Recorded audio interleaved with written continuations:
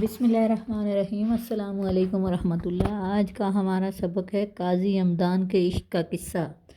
شیخ Saadi رحمۃ اللہ علیہ فرماتے ہیں، قاضی ہمدان ایک نااہل بندے کے لڑکے کی محبت میں مبتلا ہو گیا اور اس کا عشق ایسا تھا کہ ہر وقت اس کی تلاش میں رہتا اور جب وہ نظر آتا تو اپنی قلبی کیفیت اس سے بیان کرتا۔ قاضی ہمدان کی قلبی کیفیت ایسی تھی کہ وہ دیوانہ وار کہتا، میرا محبوب سرو کی مانند لمبا ہے اور میری نگاہوں میں بس گیا ہے اور میرے دل پر اس کا قبضہ ہے۔ اگر تم چاہتے ہو کہ تمہارا دل تمہارے پاس رہے تو اپنی آنکھوں کو بند کر لو۔ شیخ سعدی رحمۃ اللہ علیہ فرماتے ہیں، میں نے سنا کہ قاضی ہمدان کو اس کا محبوب راستہ میں ملا اور اس نے جب قاضی کی گفتگو سنی تو اسے گالیاں دینے لگا اور پھر پتھر اٹھا کر اسے مارنے کو دوڑا۔ اس نے قاضی کی بےعزتی میں کوئی کسر باقی نہ رکھی تھی۔ قاضی نے اس حالت میں بھی کہا، ذرا محبوب کا غصہ تو دیکھو اور اس کے ماتھے پر موجود شکنوں کو دیکھو، اور محبوب کی مار کشمش ہے اور محبوب کے ہاتھوں مار کھانا نان کھانے سے بہتر ہے۔ تازہ انگور کا ذائقہ ترش ہوتا ہے اور ایک دن کے صبر سے وہی انگور میٹھا ہو جاتا ہے۔ قاضی اپنے محبوب کی سختیوں کو جھیلتا پھر اپنی مسند پر آن بیٹھا۔ چند معزز آئے اور انہوں نے زمین کو بوسہ دے کر عرض کیا، اگر قاضی صاحب کہیں تو کچھ عرض کریں، اور ہمارا کہنا کہ ادب کے خلاف ہے مگر کہہ دینا مناسب ہے۔ قاضی صاحب نے اجازت دی تو انہوں نے کہا، ہم آپ کے لطف و کرم سے واقف ہیں اور اگر ہم نے آپ کو آگاہ نہ کیا تو آپ بدفعلی میں مبتلا ہو جائیں گے۔ جو خود بے آبرو ہو گیا اسے دوسروں کی آبرو کی کیا پرواہ کب ہوتی ہے۔ قاضی کو اپنے دوستوں کی رائے پسند آئی اور اس نے کہا، میرا حال تمہاری رائے کے مطابق ہے اور اگر محبت کو ملامت سے زائل کیا جا سکتا تو میں اس بہتان پر غور کرتا۔ تم مجھے جس قدر نصیحت کر لو، کالے سے سیاہی کا داغ نہیں مٹا کرتا۔ میری حالت کچلے ہوئے سانپ کی مانند ہے جو بل نہیں کھا سکتا۔ الغرض قاضی نے چند لوگوں کو اپنے محبوب کی تلاش میں بھیجا اور اس کام کے لیے دولت بھی خرچ کی۔ جس کی ترازو میں مال ہو اس کے بازو میں طاقت آ جاتی ہے۔ جو مال دیکھ لے وہ سر جھکا لیتا ہے۔ اور پھر قاضی کو ایک رات اپنے محبوب کے ساتھ خلوت کی میسر آ گئی تو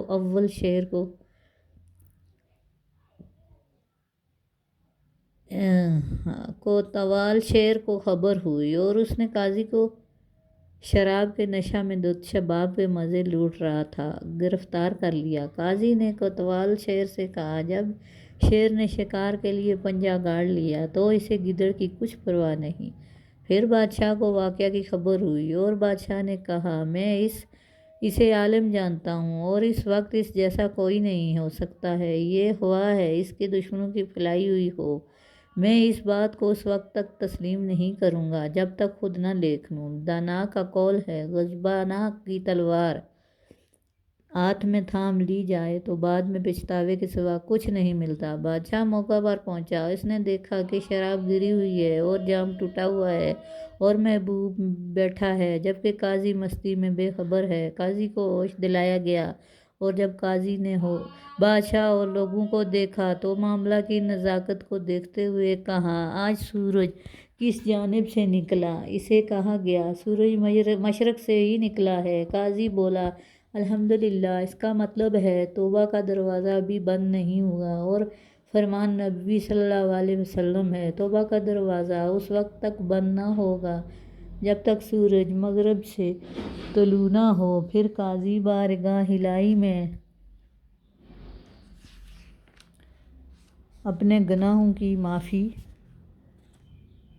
مانگنے لگا اور کہنے لگا، مجھے دو چیزوں سے اس کا گناہ کی جانب مائل کیا، اول میری بدبختی نے اور دوم میری ناقص عقل نے۔ پھر قاضی بادشاہ سے مخاطب ہوا، اے بادشاہ، مجھے گرفتار کر لے کہ یہ میرا حق ہے اور اگر تو معاف کر دے تو یہ بدلہ سے بہتر ہے۔ بادشاہ بولا، اپنے گناہ کی سزا جانتا ہے اور اب تیرا معافی مانگنا کسی کام نہیں۔ اور کیا تو نے اللہ رب العزت کا فرمان نہیں سنا کہ جب انہوں نے عذاب دیکھ لیا اس وقت اس کا ایمان لانا انہیں فائدہ نہیں پہنچا سکا۔ اس وقت چوری سے توبہ کیا فائدہ جب تو محل پر گھمنڈ ڈالنے سے عاری ہو گیا۔ بادشاہ نے سپاہیوں کو قاضی کی گرفتاری کا حکم دیا۔ قاضی بولا، ابھی میری ایک بات باقی ہے۔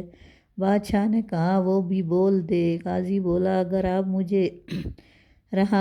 آپ نے مجھے رہا کر دیا تو میں پھر بھی آپ کے دامن سے وابستہ رہوں گا، اور میں جانتا ہوں میرا گناہ قابل معافی نہیں ہے، مگر پھر بھی میں آپ کے کاموں کا امیدوار ہوں۔ بادشاہ نے کہا، تیری وضاحت تجھے کام نہ دے گی۔ تیری سزا یہ ہونی چاہیے کہ تجھے قلعہ کی دیوار سے نیچے گرا دیا جائے تاکہ لوگ تجھ سے عبرت حاصل کریں۔ قاضی نے کہا، آپ کے خاندان کا پردہ ہوں، یہ گناہ کرنے والا میں اکیلا نہیں، آپ دوسرے گنہگاروں کو سزا دیں تاکہ مجھے عبرت ہو۔ بادشاہ نے قاضی کی بات سنی تو مسکراتے ہوئے اسے معاف کر دیا۔